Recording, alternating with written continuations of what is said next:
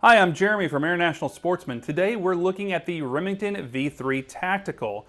This shotgun is designed for home defense, military, and police applications. Even though it's a 12 gauge auto loader, Remington says that it has the recoil of a 20 gauge pump. So we're going to take it apart, see what features it has, show you how it works, and then take it to the range and run several different loads through the gun and test its accuracy. Stay tuned.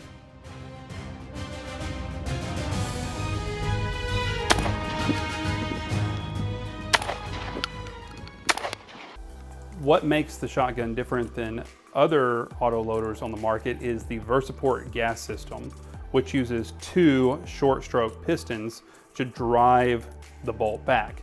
Since all of the piston assembly is contained within this small area here, it helps distribute weight toward the front of the gun instead of the back. So what that means is that the balance point is more toward the front where your hand would be. Actually, whenever I tested, I found that if I put my hand right here, the gun was perfectly balanced. Part of the reason for that balance too is that what Remington did is eliminate any buffer or any type of recoil spring in the stock. So there's actually two guide rods in the receiver with two springs that drive the bolt back home. So you can imagine that the entire assembly is right within this section right here. Because they don't have any buffer or any spring at the back and they have this short stroke piston up front, this actually makes the V3 the shortest receiver on the market from Remington in their shotgun line. Additionally, the way the gas system is set up, it allows for it to be the lightest recoiling shotgun in their lineup as well, because that VersaPort gas system functions very uniquely. As you load in shells, it actually blocks off different gas ports depending on the size of the shell. So there are 8 ports in the barrel. With a 2 3/4 inch shell, all the ports are opened up. If you add in a 3-inch shell, it blocks off some of those ports, which doesn't allow as much gas into the piston system, which makes for less gas going back and driving the bolt back. Well, if you have a 2 3/4 high velocity shell, those ports aren't blocked off. So how does Remington overcome that? There's excess gas in the system. Well, they incorporated bleed off valves that bleed off gas through the top vents right here of the handguard. That allows, again, for lighter recoil and smooth cycling. Doesn't matter what shell you're using. In our testing, we use slugs, birdshot, buckshot, and rotate them out back and forth, and all of them ran flawlessly without issue. We loaded 2 birds, a buck, a slug. It functioned the same, and recoil felt the same across. Now you could feel a slight increase with a slug, but that's really to be expected. Since it's contained within this section up here, all the gas piston and the recoil springs and everything, that allows Remington to use any type of stock that they want to on the back. So they can simply take this off and they can put a bird head grip back there if they want to, or they can put a full-size stock, a wood stock, it doesn't matter. You can take this off and change it out however you like. So let's take a look at this gas system and why it is unique, and a little closer look at the disassembly of it. So now we have the V3 completely taken apart, and it's very simple to disassemble. Of course, there's instructions in your manual on how to do this, but essentially you just remove the front barrel clamp, unscrew the extension tube, and then slide the handguard off, and then the whole gun starts disassembling from there. But we're going to take a look at how the bolt and gas system work on the V3. So earlier I mentioned these short stroke pistons. Well, this is them right here.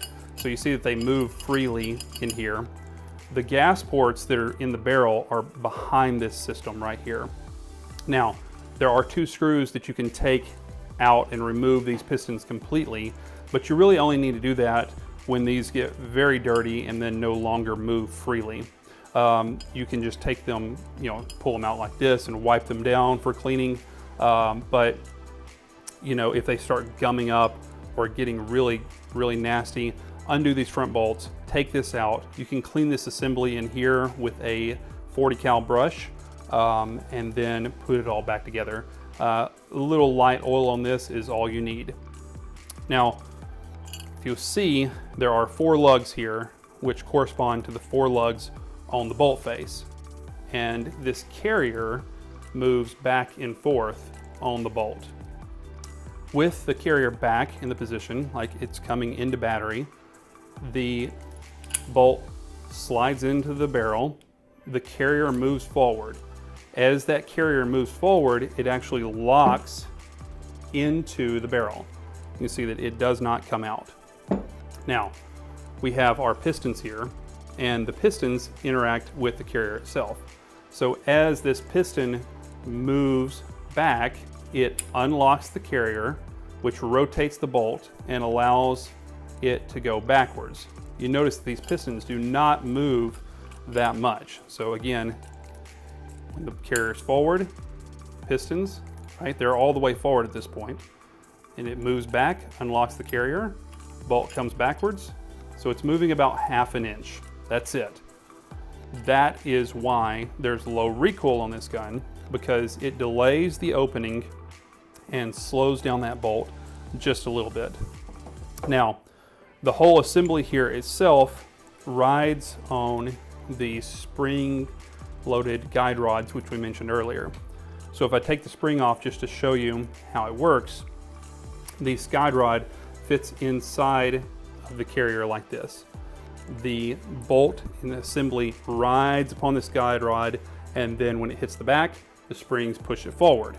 Again, this is what makes it low recoil and allows the gun not to have a spring in the buttstock or a buffer tube or any of that kind of stuff.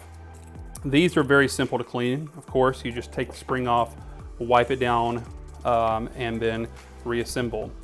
If you look at the receiver itself, just some light oil on the tube up front, and then some light oil inside where the bolt interacts with the receiver itself.